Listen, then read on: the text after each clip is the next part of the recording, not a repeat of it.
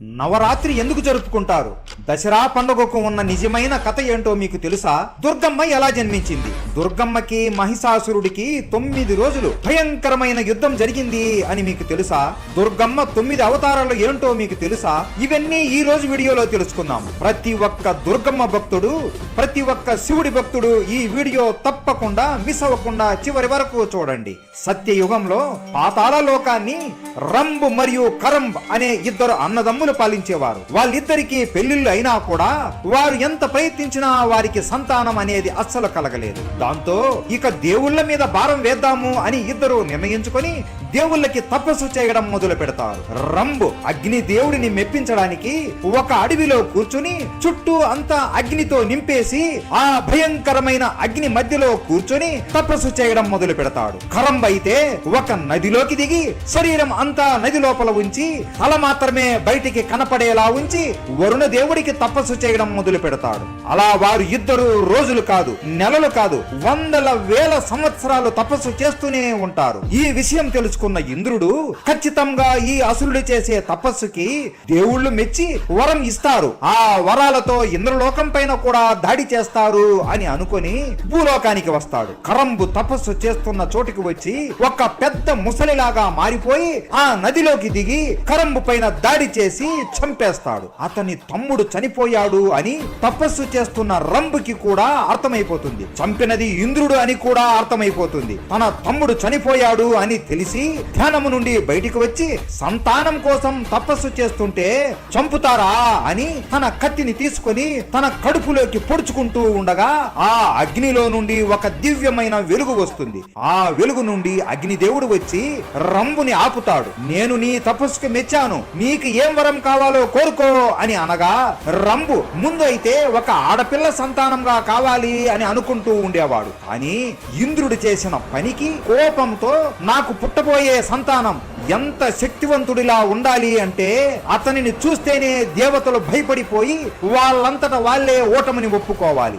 3 లోకాలని పాలించే రాజులాగా కుమారుడిని పొందేలా వరం ఇవ్వండి అని కోరుకుంటాడు. సరే తదాస్తు అని, కానీ నువ్వు ఒక రాక్షసుతో కలిస్తేనే నీకు కావలసిన సంతానం కలుగుతుంది అని వరం ఇస్తాడు. అలా కొన్ని సంవత్సరాల తరువాత రంబు మహిషి అనే రాక్షసిని చూసి ప్రేమలో పడిపోతాడు. అలా వారు ఇద్దరు వివాహం కూడా చేసుకుంటారు. కానీ వీళ్ళు ఇద్దరు కలిసి ఉండడం రంబు కుటుంబానికి ఇష్టం ఉండదు, అలాగే మహిషి కుటుంబానికి కూడా ఇష్టం ఉండదు. అలా కొన్ని నెలల తర్వాత మహిషి గర్భవతి అవుతుంది.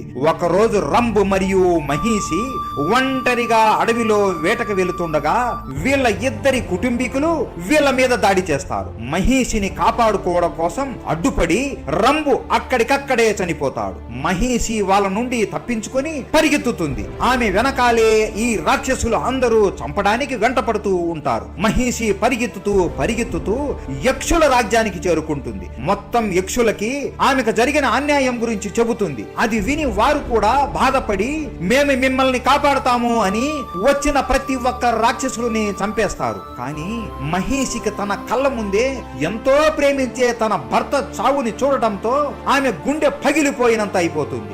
యక్షులు చనిపోయిన రంబు శరీరాన్ని తీసుకుని వచ్చి అన్ని కార్యాలు పూర్తి చేసి కాల్చేస్తారు. మళ్ళీ ఆమె కళ్ళ ముందే తన భర్త శరీరం కాల్చడం చూసి ఆమె తట్టుకోలేక పరిగెత్తుకుంటూ వెళ్లి ఆ చితిలోనే దూకేస్తుంది. అలా ఆ మంటల్లోనే రంబు మరియు గర్భవతి అయిన మహిషి కూడా కాలిపోతారు. అలా చాలాసేపు ఆ మంటలు ఆగకుండా కాలుతూనే ఉంటాయి. యక్షులు కూడా అక్కడే ఆ మంటనే చూస్తూ ఉంటారు. అలా కొంత సమయానికి ఆ మంట నీలి రంగులోకి మారిపోతుంది. ఒక్కసారిగా ఆ మంటల్లో నుండి ఒక కాలు బయటికి వస్తుంది, తరువాత చేతులు బయటికి వస్తాయి. అలా ఆ మంటల్లో నుండి ఒక క్రూరమైన రాక్షసుడు బయటికి వస్తాడు. అతన్ని చూసి యక్షులు కూడా భయంతో వణికిపోతారు. ఆ రాక్షసుడు బయటికి రాగానే, ఓరి దేవుళ్ళారా, మీ చావు నా చేతుల్లో రాసి పెట్టింది.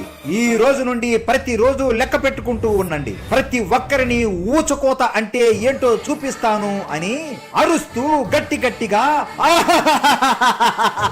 అని నవ్వుతాడు. కొంత సమయానికి ఆ మంటలు ఎర్రగా రక్తం రంగులోకి మారిపోయి ఆ మంటల్లో నుండి ఎర్రగా మెరుస్తూ ఇంకొక రాక్షసుడు బయటికి వస్తాడు. అతను ఎవరో కాదు, రంబు. ఈసారి రక్తబీజుడు అనే రాక్షసుడు లాగా జన్మిస్తాడు. అలా ఆ రోజు ఆ మంటల నుండి ఇద్దరు శక్తివంతమైన రాక్షసులు పుడతారు. ఇదంతా ఆ అగ్నిదేవుడు ఇచ్చిన వరం వలన జరిగింది. రక్తబీజుడు, అన్నయ్య పద పాతాళ లోకానికి వెళదాము అని అనగా, నువ్వు వెళ్ళు తమ్ముడు, నేను ఇంకా శక్తివంతుడులాగా మారిన తరువాతనే పాతాళ లోకానికి అడుగు పెడతాను అని చెబుతాడు.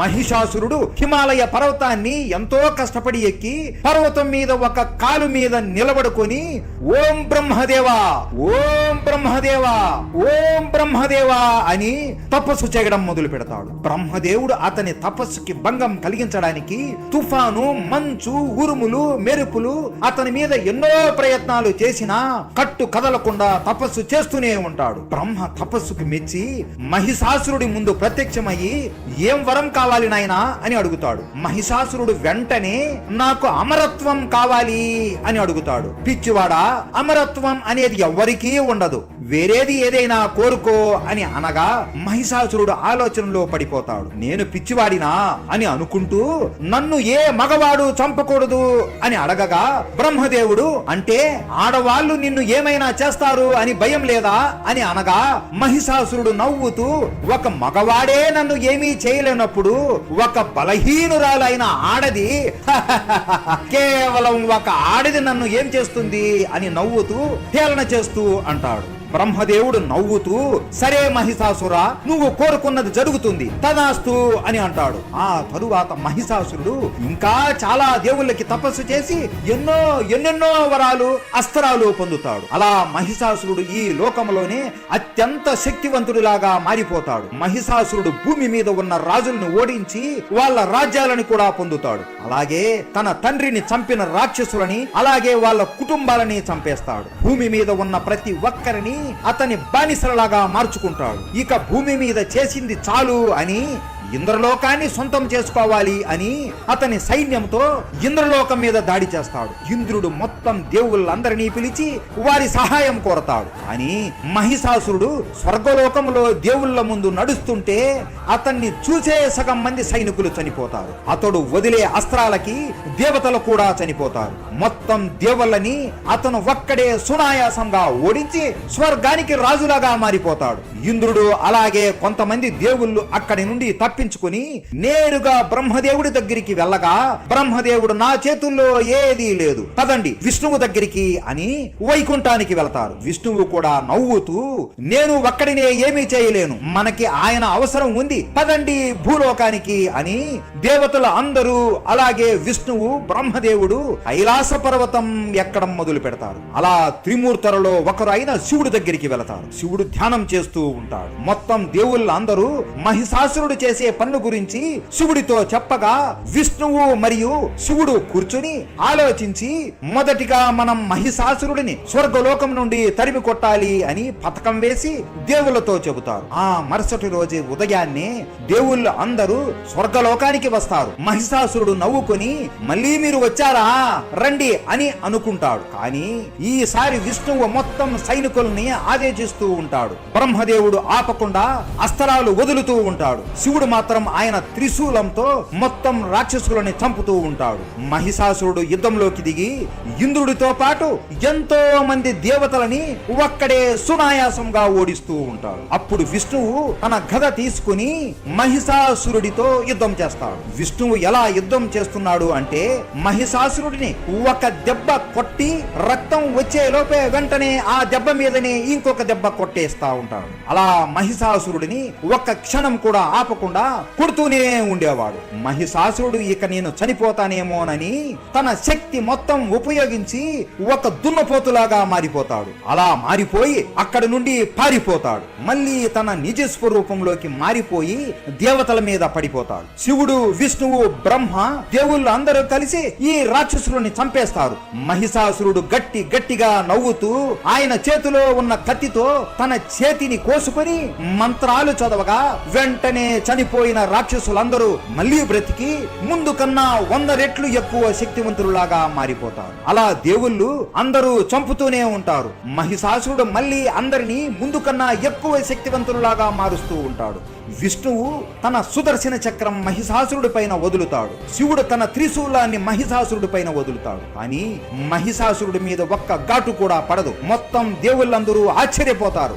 ఇక ఏమి చేయాలో వీళ్ళకి దిక్కు తోచదు. అప్పుడు బ్రహ్మదేవుడు మహిషాసురుడికి ఇచ్చిన వరం గుర్తుకొస్తుంది. అందరూ యుద్ధం ఆపేసి వెనుతిరగండి అని ఆజ్ఞాపిస్తాడు. అలా త్రిమూర్తులు కూడా మహిషాసురుడిని ఏమీ చేయలేక వెనక్కి పారిపోతారు. అది చూసి మహిషాసురుడు నవ్వుతూ పారిపోండి పిరికి పందల్లారా అని హేళన చేస్తాడు. మొత్తం దేవతల అందరూ కైలాస పర్వతం మీద కూర్చొని బ్రహ్మదేవా ఎందుకు వెనుతిరుగమన్నావు అని అడుగుతారు. అప్పుడు బ్రహ్మ, మనం ఈ మహిషాసురుణ్ణి ఏమీ చేయలేము.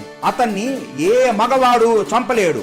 అతని మరణం కేవలం ఒక స్త్రీ చేతుల్లోనే ఉంటుంది అని చెబుతాడు. దేవతలు అందరూ భయపడుతూ ఈ లోకంలో మహిషాసురుడిని చంపే అంత శక్తివంతురాలు పుట్టలేదు అని అంటారు. అప్పుడు విష్ణువు నవ్వుతూ, పుట్టకపోతేనేమి, మనమే పుట్టిద్దాము అని అంటాడు. ఈ మహిషాసురుడిని చంపడానికి పుట్టే స్త్రీ ఎలా ఉండాలి అంటే ఆమెకు ప్రతి దేవుడి శక్తి ఉండాలి, ప్రతి దేవుడి అస్త్రం ఉండాలి, ఏ దేవుడికి లేనంత ధైర్యం ఉండాలి అని అనగా, శివుడు అంత శక్తివంతురాలని సృష్టించాలి అంటే ఆమెలో ఏదో ఒక స్త్రీ అంశం ఉండాలి కదా, ఆ అంశ ఎవరిది అయి ఉండాలి అని అనగా, విష్ణువు నవ్వుతూ, అదిగో అక్కడ పూలు కోస్తూ ఉందిగా, మన పార్వతీదేవినే, ఈ కార్యానికి ఉత్తమం అని అంటాడు. పార్వతీదేవి నేనా అని ఆశ్చర్యపోతుంది. అవును చెల్లి, నువ్వు ఒక్కదానివే ఈ అందరి శక్తులు సహించగలవు, ఈ లోకాన్ని నువ్వే కాపాడాలి అని అనగా పార్వతీదేవి శివుడి వైపు అంగీకారం కోసం చూస్తుంది. శివుడు నవ్వుతూ తల ఊపుతాడు. పార్వతీదేవి కూడా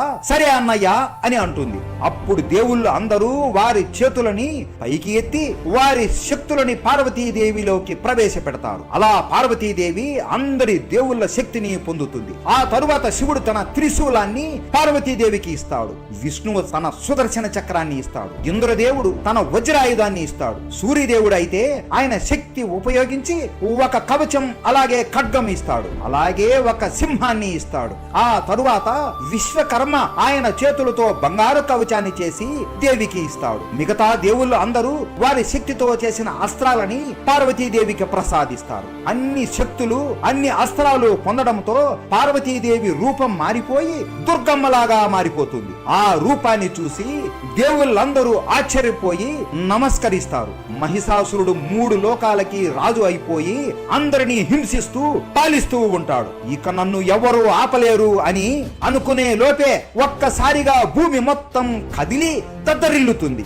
అతను కూర్చుని ఉన్న సింహాసనం కూడా విరిగిపోతుంది. గట్టిగా నడుస్తున్నట్లు శబ్దాలు వినపడుతున్నాయి. ఏం జరుగుతుంది అని బయటికి వెళ్లి చూడగా తన భటులు అందరూ పరిగెత్తుకుంటూ అతని వైపు వస్తున్నారు. వీళ్ళు ఎవరిని చూసి భయపడుతున్నారు అని కళ్ళు పెద్దవి చేసి చూడగా దూరంగా సింహం మీద ఎవరో స్వారీ చేస్తూ వస్తున్నట్లు కనబడుతుంది. ఎవరు వీడు అని సరిగ్గా చూడగా ఒక ఆడది సింహం మీద కూర్చుని పొడుగాటి జుట్టుతో బంగారు కవచాలతో రౌద్రమైన కళ్ళతో చేతుల్లో ఖడ్గం పట్టుకొని రాక్షసుల తలలను నరుకుతూ సింహం మీద స్వారీ చేస్తూ వస్తుంది. మహిషాసురుడికి అర్థమైపోయింది ఈ ఆడది నా రాజ్యం మీదకే వస్తుంది అని.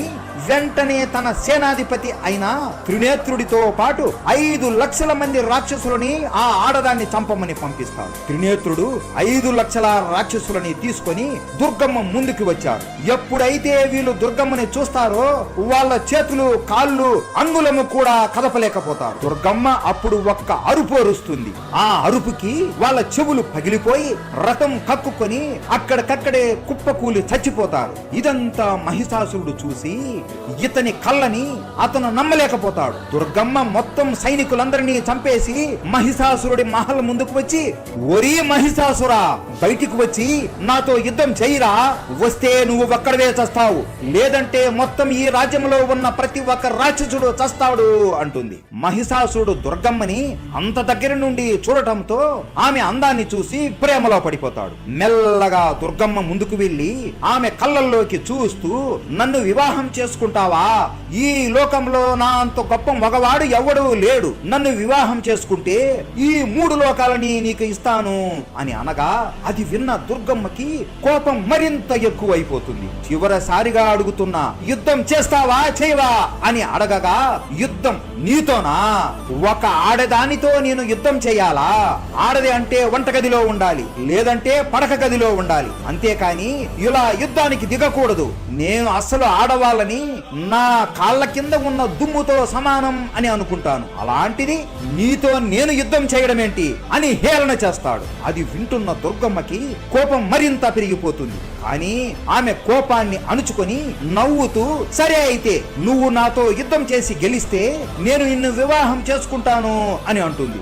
మహిషాసురుడు నవ్వుతూ, నిన్ను నా పడక గదిలోకి రప్పించుకోవడానికి ఏమైనా చేస్తాను, సరే నీతో యుద్ధం చేయడానికి నేను అంగీకరిస్తున్నా అని అతని శక్తి మొత్తం ఉపయోగించి అతని శరీరాన్ని పెంచుకుంటాడు. అయినా కూడా దుర్గమ్మనే అతని కన్నా పొడవుగా ఉంటుంది. దుర్గమ్మ కిందికి చూస్తూ పొట్టి రాక్షసుడు అని అంటూ నవ్వుకుంటుంది. ఆ మాట వినగానే మహిషాసురుడు కోపంతో అతని 2 కళ్ళలో నుండి అగ్ని జ్వాలలను వదులుతాడు. దుర్గమ్మ ఆమె కవచంతో అడ్డుకుంటుంది. వెంటనే దుర్గమ్మ అగ్నిదేవుడి శక్తితో మహిషాసురుడి ముఖం మీద ఆపకుండా గుద్దుతూనే ఉంటుంది. దుర్గమ్మ గుద్దుతుంటే మహిషాసురుడు నవ్వుతూ, నీ కోపం చూస్తుంటే నిన్ను పొందాలి అని నాకు ఇంకా కోరిక పెరుగుతుంది అని నవ్వుతూ అంటాడు. దుర్గమ్మ లేచి అగ్నిదేవుడికి ఇచ్చిన కత్తితో మహిషాసురుడు ఒంటి మీద దాడి చేస్తూనే ఉంటుంది. అతని శరీరానికి ఉన్న గాయాలను నయం చేసుకునే లోపే మళ్ళీ దుర్గమ్మ నరుకుతూ ఉంటుంది. అప్పుడు మహిషాసురుడు తన శక్తితో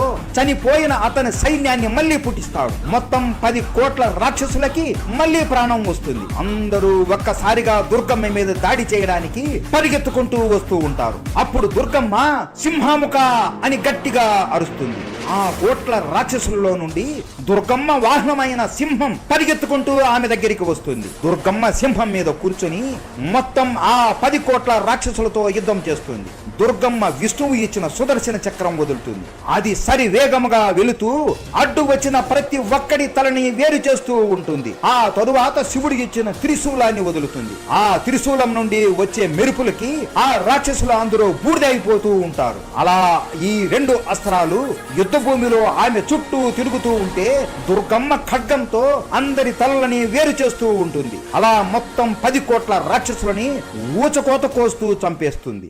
ఆమె శరీరం అంతా రక్తంతో నిండిపోయి ఉంటుంది. వరుణ దేవుడు ఇది చూసి వెంటనే వర్షం కురిపిస్తాడు. దుర్గమ్మ ఒంటి మీద ఉన్న రక్తం అంతా కొట్టుకుపోతుంది. ఆమె కళ్ళు మూసి తెరిచే లోపే వెనక నుండి మహిషాసురుడు సుత్తితో ఆమె వీపు మీద కొడతాడు.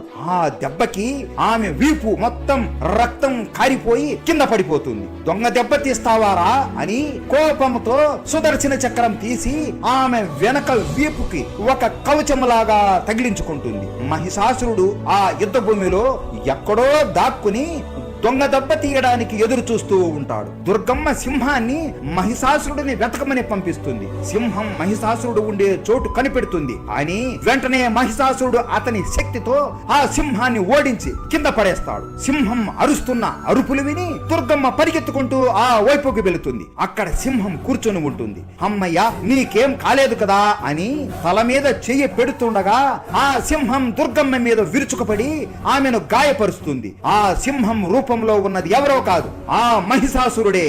దుర్గమ్మ కోపంతో త్రిశూలం అతని మీద వేయగా అతని మాయాశక్తి ఉపయోగించి అక్కడ నుండి మాయమైపోతాడు. అలా దుర్గమ్మ మహిషాసురుడిని వెతకడం, వాడు దుర్గమ్మని దొంగ దెబ్బ తీయడం, ప్రతిరోజు ఒక్కొక్క రూపంలోకి మార్చుకుని దుర్గమ్మతో యుద్ధము చేస్తూ ఉంటాడు. అలా 9 రోజులైపోతాయి. దుర్గమ్మ ఒంటి మీద ఎన్నెన్నో గాయాలు ఉంటాయి.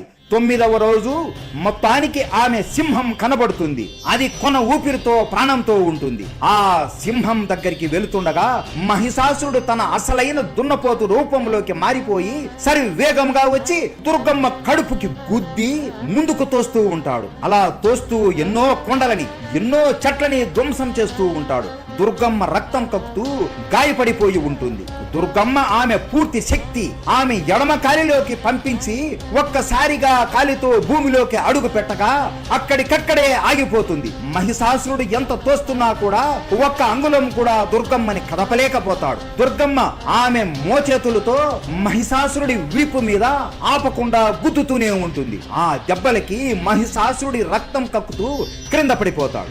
ఆమె కాలితో మహిషాసురుడిని తొక్కి ఆమె కాలిని అతని ఛాతీ మీద పెట్టి త్రిశూలంతో కడుపులోకి పొడుస్తుంది.